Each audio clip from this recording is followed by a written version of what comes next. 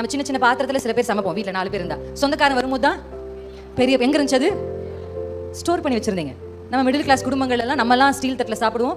யாராவது இவங்க வந்து அவங்களுக்குன்னு ஒரு பீங்கான் தட்டு வாங்கி வச்சு, நமக்கெல்லாம் ஒரு கிளாஸ் இருக்கும். மற்றவங்க வந்தா மட்டும் குடிக்கிறதுக்கு ஒரு கிளாஸ் உள்ள ஸ்டோர் பண்ணி வச்சிருப்பீங்க. எதுக்காக ஸ்டோர் பண்ணீங்க? ஒரு விசேஷத்த ஆள் வரும் பொழுது அந்த விசேஷத்த ஆளை கனம் பண்ணுகிறதுக்கு ஒரு பொருள். It is stored. இப்ப ஆண்டவர் சொல்றாரு, நான் வானத்தை திறந்தா உனக்கென்று ஒரு பொக்கிஷ ஒரு ஸ்டோர் ரூமை வைத்திருக்கிறேன். அல்லேலூயா. அந்த ஸ்டோர் ரூம்ல இருந்து இந்த ராத்திரி வேளையில கர்த்தர் உங்களுக்கென்றும் உங்கள் தலைமுறைக்கென்றும் ஆயத்தம் பண்ணினவைகளை இறங்க பண்ண போகிறார். அல்லேலூயா. கர்த்தர் தமிழ் அன்பு கூறுகிறவர்களுக்கு ஆயத்தம் பண்ணினதை நம்ம கண்ணு பார்க்கல, காது கேட்கல, நம்ம இருதயத்திலும் தோன்றல. ஆனா வசனம் புதிய ஏற்பாட்டுல, அது பழைய ஏற்பாட்டிலும் இருக்கு. ஆனா புதிய ஏற்பாட்டுக்கு வரும்போது கர்த்தருடைய வேதம் அதை எப்படி சொல்லுதுன்னா, ஆனால் அதை ஆவியானவர் நமக்கு வெளிப்படுத்துகிறார். அல்லேலூயா. ஆமென். எத்தனை பேருக்கு இன்னைக்கு ஆசை வந்துருச்சு?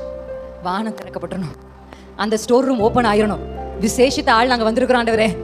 ஆமா, ஸ்டீல் தட்டுல சாப்பிட்டு போர் அடிக்குது.